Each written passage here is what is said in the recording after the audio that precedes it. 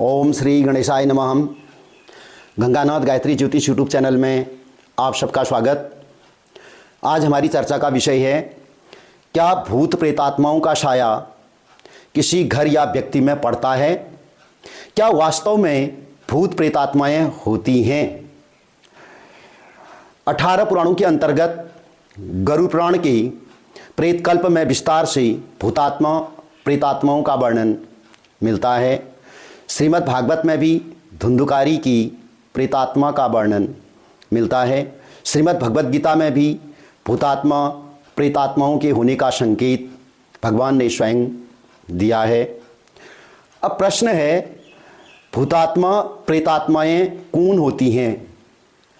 जो व्यक्ति अपने जीवन में भूख, प्यास, रोग, क्रोध, वासना या अन्य इच्छाओं या भावनाओं को लेकर कष्टकारी मृत्यु को प्राप्त करते हैं, या जिन लोगों को जीते जी जानबूझकर उनके परिजनों द्वारा अपमानित किया जाता है, पीड़ित किया जाता है अथवा सताया जाता है, सेवा शुश्रूषा से वंचित किया जाता है, आत्महत्या, हत्या या अन्य अकस्मात कारणों से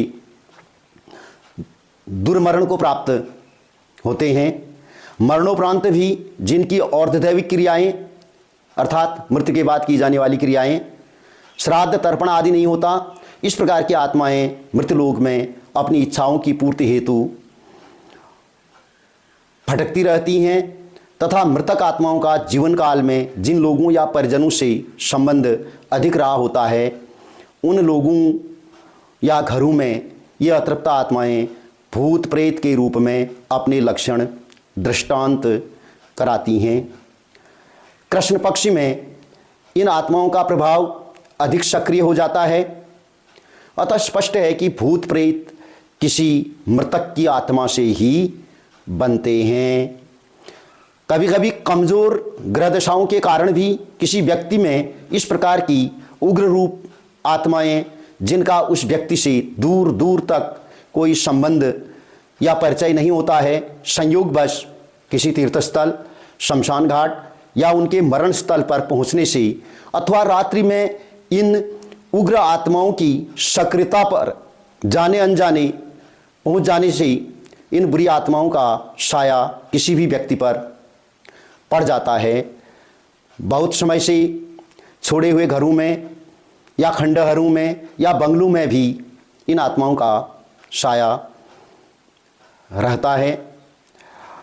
प्रेतात्मा भूतात्माओं से ग्रसित घर और व्यक्ति के लक्षण क्या हो सकते हैं?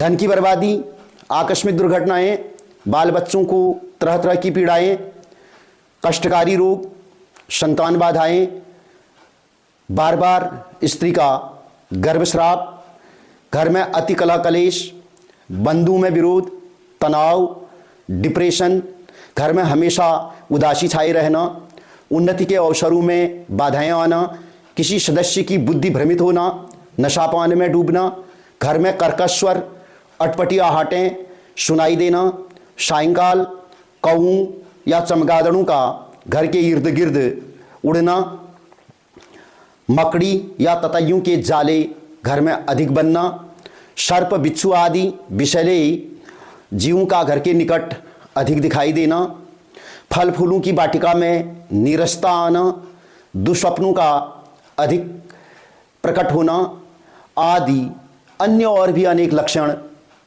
भूत प्रेत बाधाओं की देखने को मिलते हैं या अनुभव किए जा सकते हैं।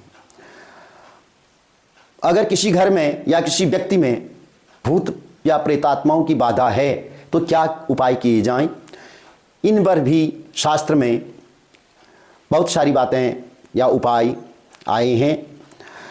हमेशा घर में गंगा जल रखना चाहिए। तुलसी को घर में हरी भरी रखें। घर में नियमित लयबद्ध सायंकाल को हनुमान चालीसा का पाठार्चन करें। अमावस को तुलसी और गंगा जल मिलाकर पूरे घर में जल का छिड़काव करें। प्रत्येक अमावस की सायं घर में कपूर, लौंग और काली राई जलाएं और उसका धुआं दें।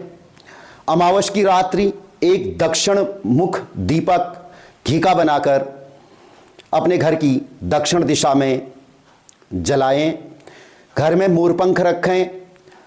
इसके अलावा प्रभावशाली उपायों में है देवी कवच के प्रभावशाली 9 आवृत्ति पाठ कराकर काली राई, सरसों, लौंग, तिल, जौ, गुग्गुल आदि का घर में देवी के नवार्ण मंत्र और संपुट मंत्रों से हवन कराना। और इसके अलावा घर में श्रीमद् भागवत जी का ग्रंथ शुद्धतापूर्वक स्थापित करें और नियमित रूप से उसकी आरती पूजा करें।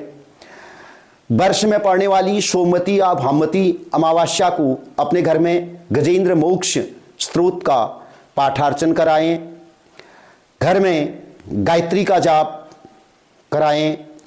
और यदि अपने पितृ रूपी भूत प्रेताओं की बाधाएं हैं तो उनका ठीक प्रकार से श्राद्ध, तर्पण, तीर्थ श्राद्ध, नारायण बलि आदि शास्त्रोक्त विधान से कराएं।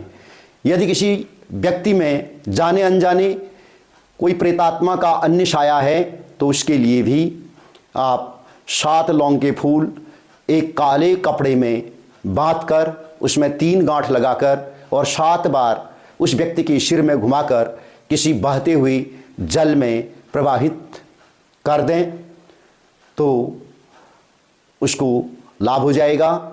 इन सारे उपायों को करने से किसी भी प्रकार की भूतात्मा या प्रेतात्मा की बाधा या कोई चुड़ैल, डाकिनी, शाकिनी आदि बाधा हो तो वह निश्चित रूप से दूर हो जाती है और घर में सुख शांति आती है। उन्नति के अवसर पुनः प्रारंभ हो जाते हैं।